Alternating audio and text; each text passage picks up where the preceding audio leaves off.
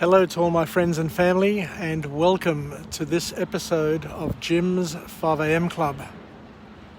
As you can see, it's an overcast spring day.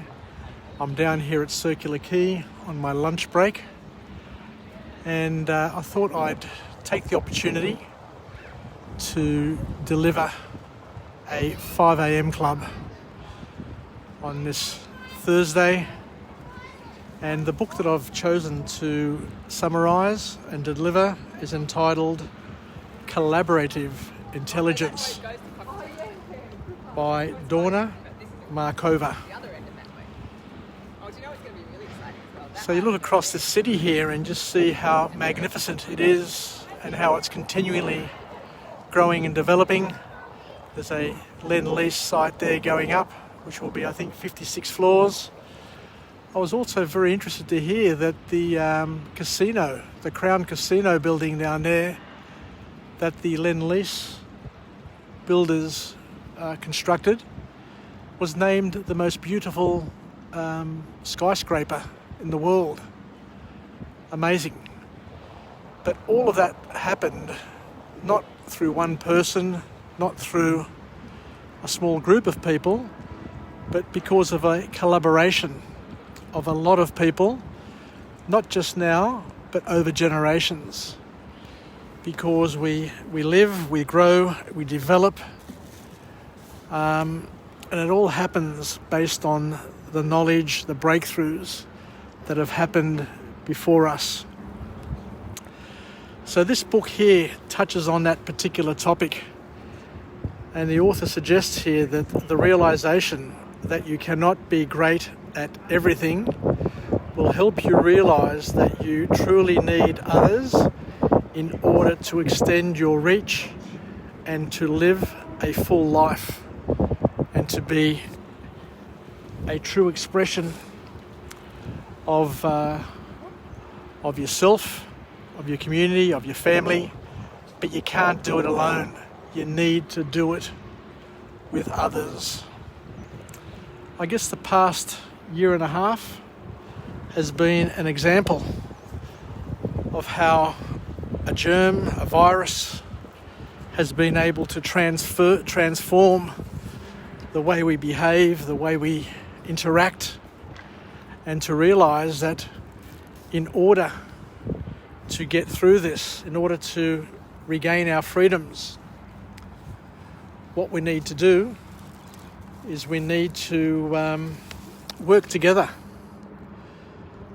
And the solution at this point in time, according to the health departments and the health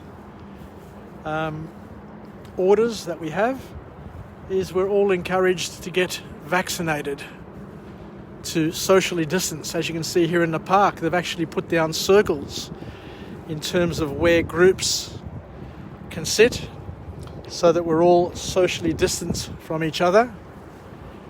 And of course the mandatory mask wearing on public transport and other things that have evolved over the past few months and will continue to evolve. So it's a moving target. Coronavirus is a moving target, and I guess once we get to a certain vaccination point and have shown that we can work together, then we'll be in a better place to be able to do many more things in future. So the author here then goes on to talk about the importance of understanding that we live in a thing called a shared economy. We live in communities where we share things in common. The federal government is called the Commonwealth government because the wealth of this nation is common to all of us, and we need to understand that this shared economy comes through collaboration and good teamwork. It's not about selfish pursuits. Whilst it may work to a certain level, there are some things which need a coordinated and team approach. So on the one hand, the author brings forward the concept of the share economy. The shared economy, but he also brings forward a new concept, something to consider, and it's called the mind share economy, where we measure wealth in terms of ideas, relationships, connections, networks. It is based on the free exchange of ideas through communication and engagement, through brainstorming. And we have a number of platforms. We've got social media that can facilitate people sharing ideas, sharing concepts, being part of a team, even though they're physically remote. And COVID-19, I guess, has enabled our economy to show, or enabled us to show each other that we still can function, even though we're not sitting in the same meeting room, sitting in the same building, and being in the same country, suburb, or hemisphere of the world. So I guess the point that we're trying to make here is that we need to understand and to leverage the fact that there is tremendous value that can be created, that can be reaped through cooperation and working to a common goal. So there is a need to adapt mentalities like this.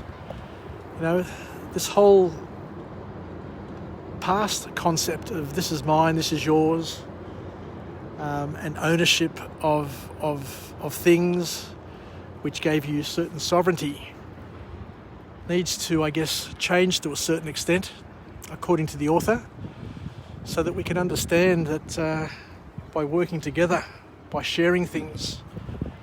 And you know, as a grandfather, one of the big challenges we always face with our children and grandchildren is teaching them the art of sharing, so that they can benefit, so that, you know, both parties or the whole group can benefit by shared ownership, by shared use. Now, what's the use of having 10 homes and 20 cars and, you know, 2 or 3 enterprises? You know, when the reality is that you can only live in one at a time. It seems to be such a waste to have all these resources underutilised. So the author here then goes on to say that in terms of the mentalities required for mind sharing, there are 3 types of attention depending on the situation. There are 3 types of ways that we can attend to things, but it always depends, according to the author, on the situation. We have a thing called focused attention, which is great for achieving specific goals.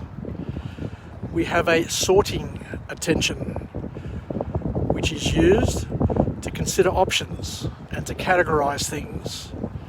And we have a third thing called an open attention, which can be used to diffuse and to be creative, to generate ideas, new thoughts. And the fourth one is that the one that we have is a collaborative attention, which means mixing all of the 3 above, mixing the fixed attention, mixing the sorting attention, the open attention, and collaborating and using them all together to create a joint outcome. So from the author's perspective, it's important to become aware of your mind patterns, and the 3 depending on the situation. We need to have a different mind pattern and different triggers, according to the author. Because what happens is, as we all know, we're all unique, we're all different, and we need to ask about others and yourself to find out what works best. You know, what sort of mindset do I have? What works best for me? What works best for my team and other people? And we need to basically work at generating and sorting out these mind behaviours for the betterment of all.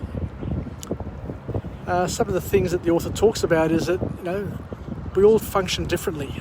Some people work better when they're walking and talking. Other people like being in a room by themselves. Other people like being in a meeting room.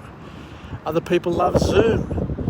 You know, there are different courses for different horses, and vice versa.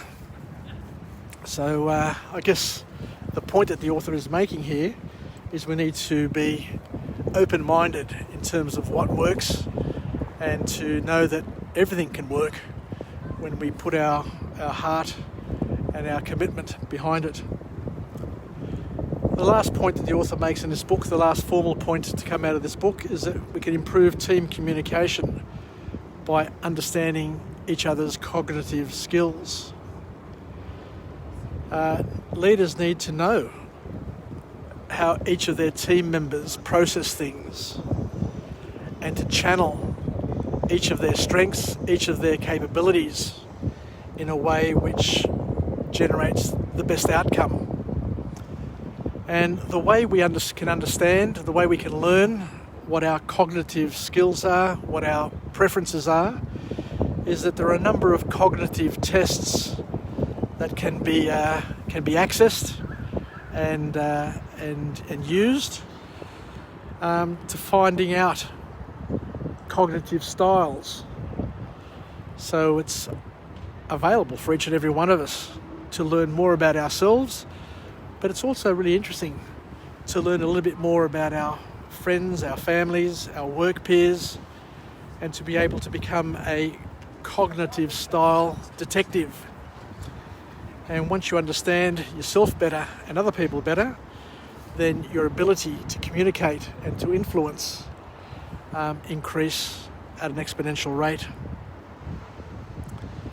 Because as the author here also mentions, that, you know, there are people who are predominantly left and people who are predominantly right-brained at the way they do things. And there can be some significant values achieved by organising teams based on their sweet and blind spots, because each cognitive style, each way of thinking has its sweet spots and it has its blind spots. There are things that you can miss because you don't think in a particular way, or have a structured way of doing things, or an unstructured way of doing things. So either way can be a strength or a weakness, according to the author.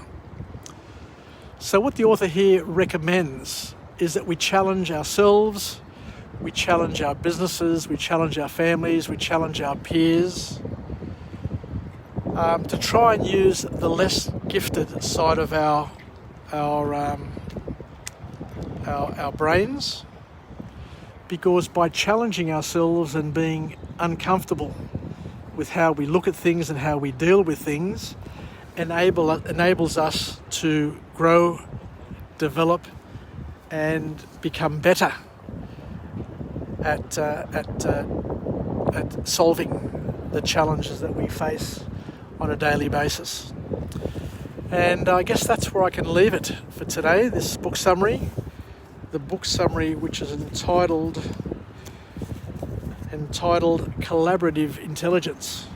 One of the greatest strengths, one of the greatest sort of ways of being is understanding that we are part of a whole. We are just one cog in a chain, and that no single cog can achieve everything, but each single cog is important. I remember years ago going to a seminar that was run by Stephen Covey when he was here in Sydney, and he said that people go through 3 significant phases of development. We start off being dependent on our parents, on others for our growth and development, our security. Then we get to a stage where we all of a sudden want to be independent, totally independent, not want to depend on anybody other than ourselves. But even that isn't the right solution, because Steve Covey says that the highest form of cultural integration and societal performance is to be interdependent, to know that you need to depend on others and others need to depend on you, so that you can be both a giver and a taker, a contributor and a receiver, and to understand that no single person can be the solution or the answer for every problem. We need to call on help, we need to use help, and we need to be open. We need to be open to being helped. So thank you very much, and we'll chat again. I'll come to you from a different location with a different message of empowerment. And I wish you all the best for the rest of the day and the rest of the week. Have a good long weekend. Jim signing off from Jim's 5am Club, and we'll chat again. Bye for now.